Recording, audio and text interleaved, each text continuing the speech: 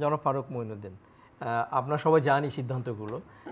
এটার আমার খুব জানতে ইচ্ছা করছে যে এটার ইম্প্যাক্ট কী হবে ইকোনমিতে। আমি একজন লেম্যান হিসেবে আমার কাছে মনে হয় যে মূল্যস্ফীতি আর উস্কে দিবে।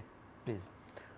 আপনার যে আশঙ্কা যেটা সেটা তো আসলেও মূলক নয়। যদি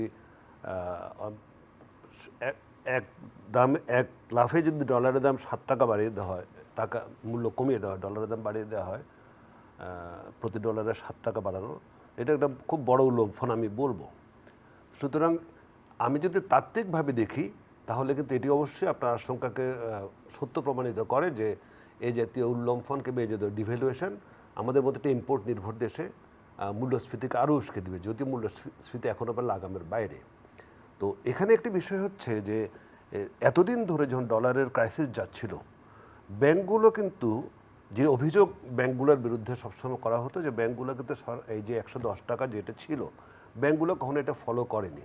যেটা বেসিস সেলিং রেট বলে ব্যাংকগুলো, বেসিস সেলিং রেট হচ্ছে যেটা ইম্পোর্টারদের কাছে বিক্রি করা হয়, সেই বেসিস সেলিং রেট কখনোই 117 টাকাও ছিল না, হয়তো আরও বেশি ছিল, 20 টাকার উপরেও ছিল, 24-25 শুনেছি, 24-25 কখনো কখনো হয়েছে। পরের দিকে একটু স্তীমিত হয়ে এসেছিল এটা, কিন্তু বাট কখনো 110 ছিল না, তার বেশিই ছিল। এবং এখন যেটা হবে সেটা হচ্ছে যে আপনার আশঙ্কা একেবারে ঠিক।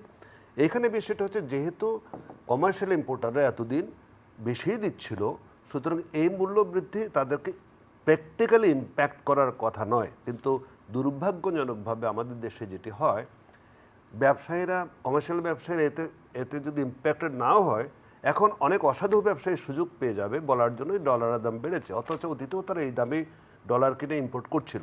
এখন এই ধাক্কায় আবার একটা দাম বাড়ানোর অজুহাত তারা পাবেন। আর দ্বিতীয় ইম্প্যাক্ট যেটি হবে সেটি হচ্ছে যে কিছু কিছু পণ্য যেগুলো মনে করেন পেট্রোলিয়াম কিংবা ফুয়েল যেগুলো আনতো, কিংবা ওই পাওয়ার হাউসগুলো যেগুলো আনতো, এগুলো কিন্তু কমার্শিয়াল রেট, এগুলো মোটামুটি অফিসিয়াল রেটের কাছাকাছি ছিল। এখানে একটা বড় ধরনের ধাক্কা লাগতে পারে।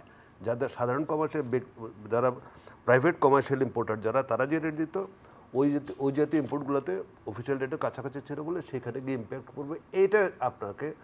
এটা আস্তে এমপ্লিফাই হবে মুদ্রাস্ফীতিতে। এটা হচ্ছে সবচেয়ে বড় বিষয়। প্লাস এক্সপোর্টাররা তো 7 টাকা বেশি পাচ্ছে প্রতি ডলারে, সেখানে একটা ইম্প্যাক্ট ঘটবে তো বটে। রাইট।